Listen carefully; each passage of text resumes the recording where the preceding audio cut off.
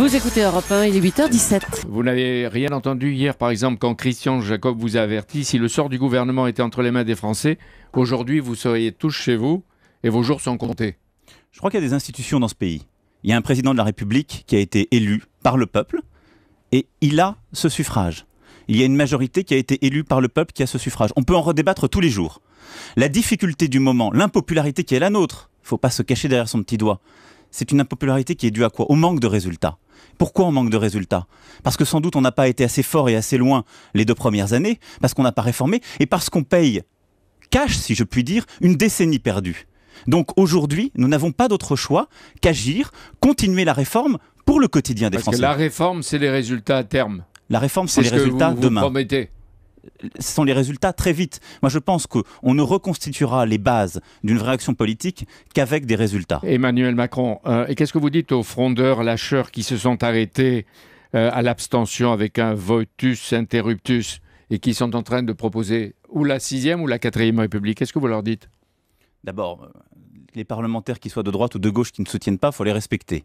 Ensuite, j'attends de voir ce qu'ils proposent d'autre. Je ne l'ai pas entendu. Si c'est plus de déficit public, si c'est plus de dépenses, cette recette a été essayée depuis 20 ans, ça ne rend pas les gens davantage heureux. Et d'ailleurs, je dois dire, elle a été très bien essayée entre 2007 et 2012 et elle explique une bonne partie de notre situation. Donc aujourd'hui, il ne propose rien d'autre. Mais l'abstention dans la situation qu'on vit, c'est presque voter contre.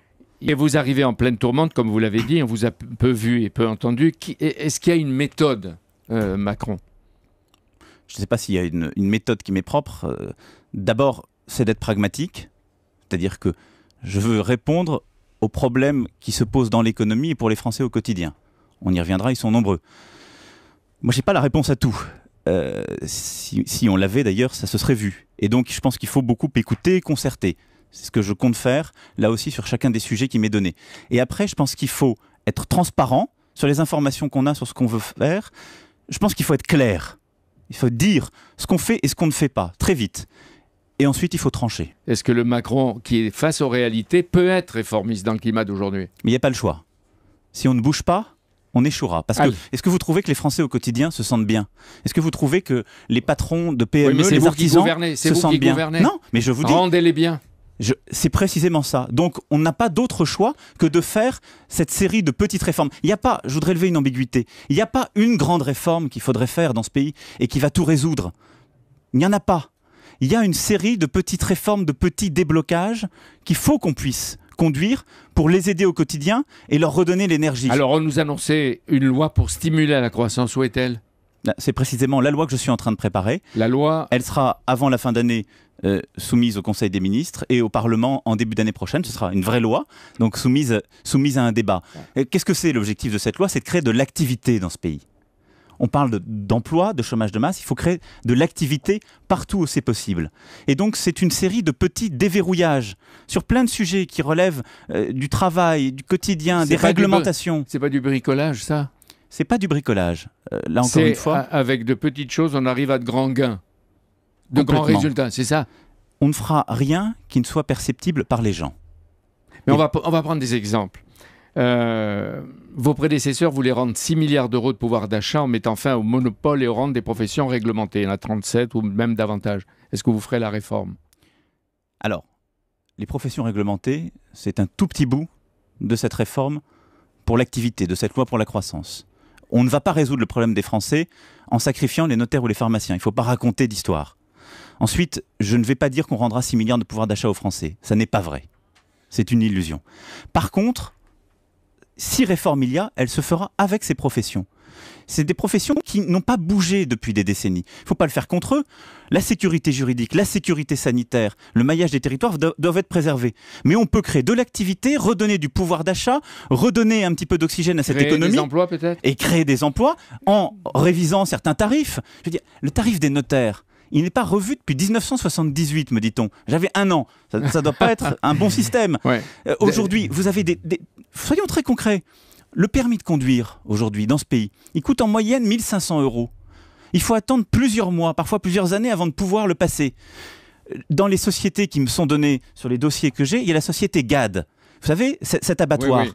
Il y a dans cette société une majorité de femmes. Il y en a qui sont, pour beaucoup, illettrés. Pour beaucoup, illettrés. Pour beaucoup, on leur explique, vous n'avez plus d'avenir à Gade ou aux alentours. Allez travailler à 50 ou 60 km. Ces gens-là n'ont pas le permis de conduire. On va leur dire quoi? Il faut payer 1 500 €, il faut attendre un an. Voilà, ça ce sont des réformes du quotidien. Et ça ce sont des réformes qui créent de la mobilité, de l'activité. Dans une demi-heure, vous allez recevoir les huissiers qui sont en colère. Cet après-midi, les notaires vont manifester. Vous leur dites pas vous êtes intouchables, mais vous changerez les choses si on vous écoute bien avec eux. Complètement. Je ne leur dis en aucun cas vous êtes intouchable. Je leur dis notre objectif n'est pas de casser votre profession, ça n'aurait pas de sens. Mais notre objectif, c'est avec vous d'aider à moderniser et faciliter les choses dans cette économie. Il n'y aura pas d'impôt nouveau. Manuel Valls vient de dire il y a un haut cœur fiscal. D'ailleurs, qui l'a créé, le haut cœur fiscal? Le haut cœur fiscal, il est pour partie notre responsabilité, celle de nos prédécesseurs, il faut le reconnaître. Alors, je vais vous dire, je ne vais pas m'engager sur quelque chose qui ne dépend pas de moi. Je ne suis pas le ministre des Impôts. Mais ma forte recommandation, c'est en effet qu'on ne touche plus du tout à la fiscalité. Il faut de la stabilité. Vous avez dit le travail le dimanche, vous ferez quelque chose? Et le soir? Bien sûr. Oui, il y aura, dans la loi d'activité. Avec François Rebsamen, il y a une concertation qui se fera avec les syndicats et une décision sera proposée ensemble au Premier ministre. Les seuils sociaux, il va y avoir un dialogue social. Si ça ne marche pas, qu'est-ce que fait l'État? Rien ou quelque chose? Il y a une négociation qui est en cours. Je pense que le plus vertueux, le plus respectueux des partenaires sociaux, parce que c'est ce qu'on fait depuis le début, c'est de leur faire confiance pour avoir des résultats et de les transcrire dans la loi. Désormais, la France est un pays qui a été placé sous domination. Tous les grands choix économiques, sociaux, budgétaires, monétaires, diplomatiques, militaires, pour ne pas dire d'ailleurs culturels et linguistiques, etc., sont en réalité fixés par des institutions qui ne sont pas dirigées par des Français et qui d'ailleurs ne sont même pas élus démocratiquement. Quelles institutions? La Commission européenne à Bruxelles, pour tout ce qui est économique, social, mais aussi agricole, industriel, commercial, etc. La Banque centrale européenne à Francfort, pour tout ce qui concerne les questions monétaires et donc leurs conséquences en matière de chômage, de taux d'intérêt, de politique économique. Et enfin, l'OTAN, qui est située à Bruxelles, mais où les États-Unis sont absolument dominants, pour tout ce qui concerne la diplomatie, la géopolitique, les engagements militaires, l'avenir de notre armée. Alors le drame de la société, de la situation française, que l'on retrouve d'ailleurs dans les autres pays de l'Union européenne, il ne faut pas se faire d'illusions, c'est que les Français votent à droite ou à gauche au moment de l'élection présidentielle ou des élections législatives, pensant que ça va vraiment changer les choses, puisque la situation est mauvaise, et puis ils constatent, quelques semaines, quelques mois ou quelques semestres après, ils constatent qu'en fait, ils ont toujours la même politique. Je dis, pourquoi les Français sont-ils furieux, par exemple, de François Hollande? Pourquoi la popularité de François Hollande s'est-elle effondrée? Tout simplement parce que le programme qu'il a présenté aux Français était un programme totalement inapplicable, puisque contraire aux traités européens. Donc dans ces conditions, soit on dit aux Français on va respecter les traités européens, mais voici les conséquences, et nous expliquons les conséquences. Par exemple, on ne peut plus du tout lutter contre les délocalisations.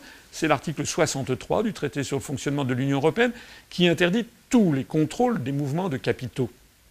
On ne peut pas, par exemple, vouloir une agriculture, protéger l'agriculture française par rapport à la malbouffe, par rapport aux OGM, puisque tout ça est réglé par les articles notamment 32, 38, 39 du traité sur le fonctionnement de l'Union européenne. On ne peut pas vouloir protéger les services publics, puisque tout ceci est fixé par l'article 121 qui nous fixe les grandes orientations de politique économique, et l'article 107 qui nous parle justement des services publics qu'il faut en fait mettre en concurrence. Donc nous, on dit arrêtons de prendre les Français pour des imbéciles. On nous a fait signer dans notre dos, sans prévenir les Français, un contrat, parce qu'un traité, c'est en fait une espèce de contrat, qui nous ligote dans tous les domaines. Donc nous disons, nous en tirons la conséquence, si on veut avoir une politique conforme à ce que veulent les Français, alors nous devons sortir de l'Union européenne, de l'euro et de l'OTAN.